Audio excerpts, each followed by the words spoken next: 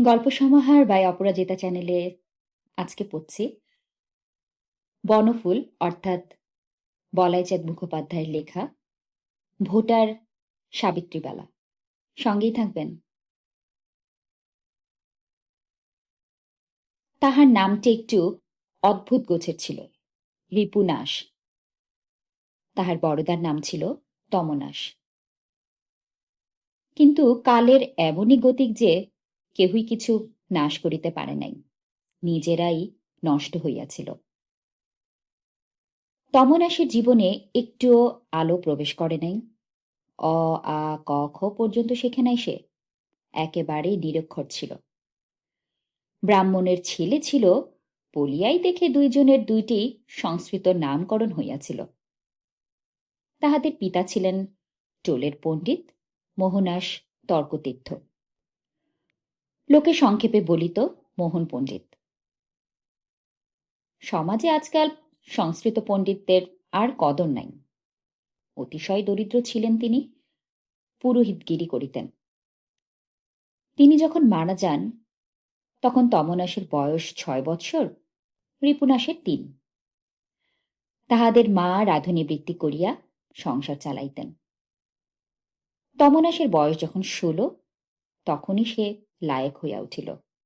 মস্তানি করিয়া বেড়াইত। একটা গুন্ডার দলই ছিল, তাহার নাম ছিল তমনা। গুন্ডামি করিয়া কিছু রোজগারও করিত সে, কিছু টাকা মাকে জানিয়া দিত, কিছু টাকা নিজের আমোদ প্রমোদে ব্যয় করিত। কিন্তু এ জীবন সে বেশি দিন চালাইতে পারে নাই। গুন্ডামি করিতে গিয়া ছুরিকাহত হইয়া মারা গেল একদিন। তাহার দেহটা ফুটপাতে কিছুক্ষণ পড়িয়া রহিল। তাহার পর পুলিশ বাহিত হইয়া গেল মর্গে ময়নাতদন্তের জন্য। ডাক্তাররা তাহার দেহটা ছিন্নভিন্ন করিলেন। অবশেষে সেটা ডোমেরা অধিকার করিল। তমনাশের মা তাহার মৃতপুত্রের শবদেহটার দাবি করিলেন না। লোকজন জোগাড় করিয়া সব দেহটার সৎকার করিতে যে টাকা লাগে সে টাকা তাহার ছিল না। চারিদিকে ধার জমিয়া গিয়েছিল, আর বার বাড়াইতে ইচ্ছা হইল না তার। জমিরা তমনাশের শরীরের অস্থিগুলি বাহির করিয়া পরিষ্কার করিল এবং অবশেষে সেগুলি অ্যান্টমির ছাত্রদের নিকট বিক্রয় করিয়া কিছু পয়সা রোজগার করিল। এখানেই তমনাশের জীবন বৃত্তান্ত শেষ। তমনাশের মা সাবিত্রী খুব একটা কাঁদেনও নাই। তাহার চোখে মুখে প্রচ্ছন্ন একটা অগ্নি কেবল ধকধক করিয়া জ্বলিত। তাহা বাম্ময় নয়, দৃশ্যও নয়, কিন্তু নিদারুণ। সাবিত্রী যাহার বাড়িতে রাঁধুনি ছিল সেই ভদ্রলোক তমনাশের মৃত্যুর পর সাবিত্রীর 2 টাকা মাহিনা বাড়াইয়া দিবার প্রস্তাব করিয়াছিলেন। সাবিত্রী রাজি হয় নাই। সংক্ষেপে কেবল বলিয়াছিল, দরকার নেই। রিপুনাশ রাস্তায় রাস্তায় ঘুরিয়া বেড়াইত।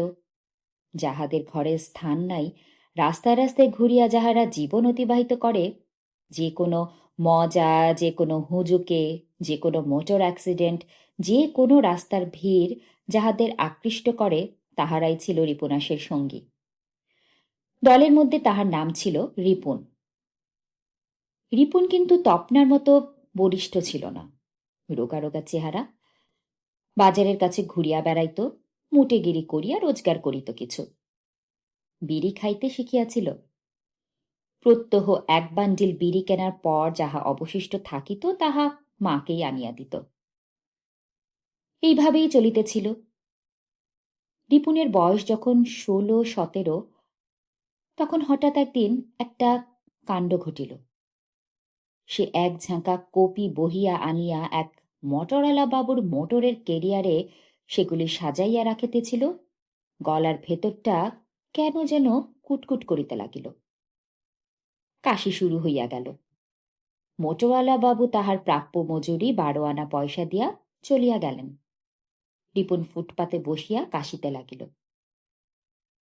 হঠাৎ কাশির সহিত এক ঝলক রক্ত। রিপুন কিছুক্ষণ রক্তটার দিকে চাহিয়া রহিল, তাহার পর বাড়ি চলিয়া গেল। সাবিত্রী তাহাকে লইয়া গেলেন পাড়ার ডাক্তারবাবুর কাছে। তিনি বুক পিঠ পরীক্ষা করিয়া বলিলেন, যক্ষা হয়েছে।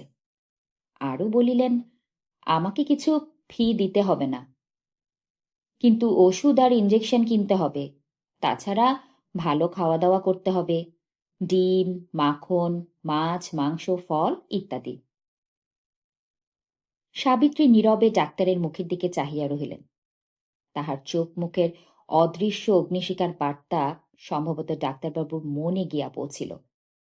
তিনি বলিলেন, তোমার যদি সামর্থ্যে না কুলোয়, হাসপাতালে ভর্তি হওয়াই ভালো। তোমাকে একটা চিঠি লিখে দিচ্ছি, সেইটি নিয়ে তুমি হাসপাতালে যাও। চিঠি লইয়া সাবিত্রী 7 দিন হাসপাতালের ভিড়ে ধাক্কাধাক্কি করিল, কিছুই হইল না। একটি রোগী বলিল, এখানেও বিনা পয়সায় কিছু হয় না, ঘুষ দিতে হয়। এ কথা শুনিবার পর রিপুন আর হাসপাতালে যায় নাই। অত টাকা পাইবে কোথায় সে? বিনা চিকিৎসাতেই তাহার দিন কাটিতে লাগিল। আবার সে রাস্তায় ঘুরিয়া মোটেগিরি শুরু করে দিল। একদিন তাহার এক সঙ্গী তাহাকে বলিল, দেখ, মাথায় একটা বুদ্ধি এসেছে। তুই যদি কোনো ক্রমে 6 মাস আলিপুর জেলে কাটাতে পারিস, তোর যক্ষা ভালো হয়ে যাবে। জেলে গেলে যক্ষা সেরে যাবে বলিস কি? রিপুন কথাটা প্রথমে বিশ্বাসই করিল না। সঙ্গী বলিল, হক জেলে থেকে ভালো হয়ে ফিরে এসেছে, তার যক্ষা হয়েছিল।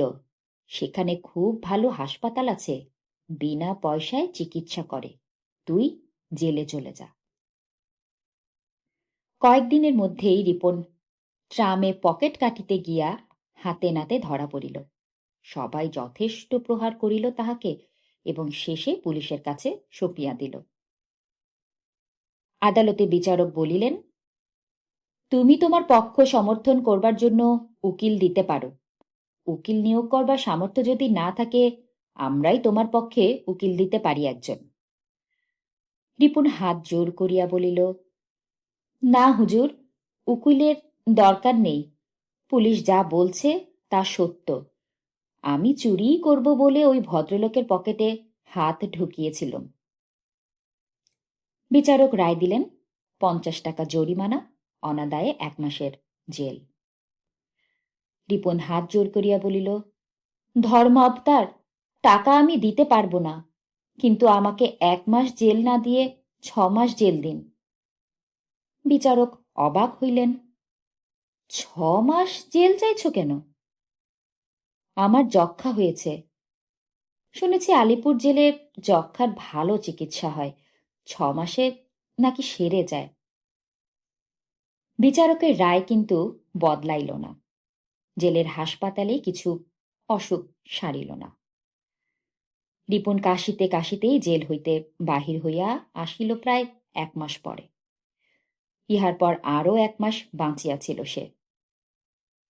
একদিন গভীর রাত্রে খুব কাশিতে কাশিতে উঠিয়া বসিল এবং মায়েরই পায়ের উপর প্রচণ্ড রক্তবমি করিয়া ইহলোক ত্যাগ করিল বেচারা। নিস্তব্ধ হইয়া বসিয়া রহিল সাবিত্রী। তাহার চোখের দৃষ্টি হইতে আগুনের হলকা বাহির হইতে লাগিল। এক ফোঁটা অশ্রু বিসর্জন করিল না সে। ইহার মাস 2 পরে নির্বাচন হইয়াছিল। সাবিত্রী বালা একজন ভোটার। তাহার ঘরে মান্যগণ্য একজন ভোট প্রার্থী আসিয়া উপস্থিত হইলেন। তাহার দ্বারে কিছু চাইতে লাগলেন।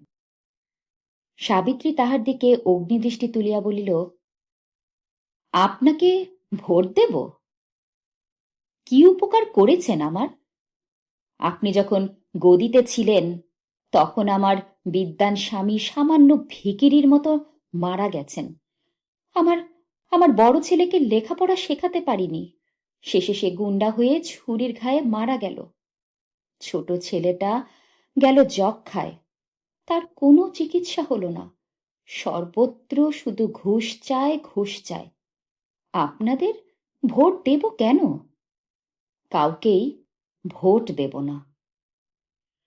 ভোটপ্রার্থী ভদ্রলোক বলিতে গেলেন, কিন্তু দেখুন গণতন্ত্রে। কিন্তু সাবিত্রী তাহাকে কথা শেষ করিতে দিল না। তীক্ষ্ণ কণ্ঠে চিৎকার করিয়া উঠিল, বেরিয়ে যান বাড়ি থেকে। তাড়াতাড়ি ভদ্রলোক বাহিরে চলিয়া গেলেন। দরাম করিয়া কপাটটা বন্ধ করিয়া দিল সাবিত্রী। এতক্ষণ পড়ছিলাম বলাইচাঁদ মুখোপাধ্যায়ের লেখা একটি ছোট গল্প, ভোটার সাবিত্রীবালা। আশা করি সঙ্গেই ছিলেন সবাই। ভালো থাকবেন সবাই, নিজেকে ভালো রাখবেন, আশপাশের সবাইকেও ভালো রাখবেন।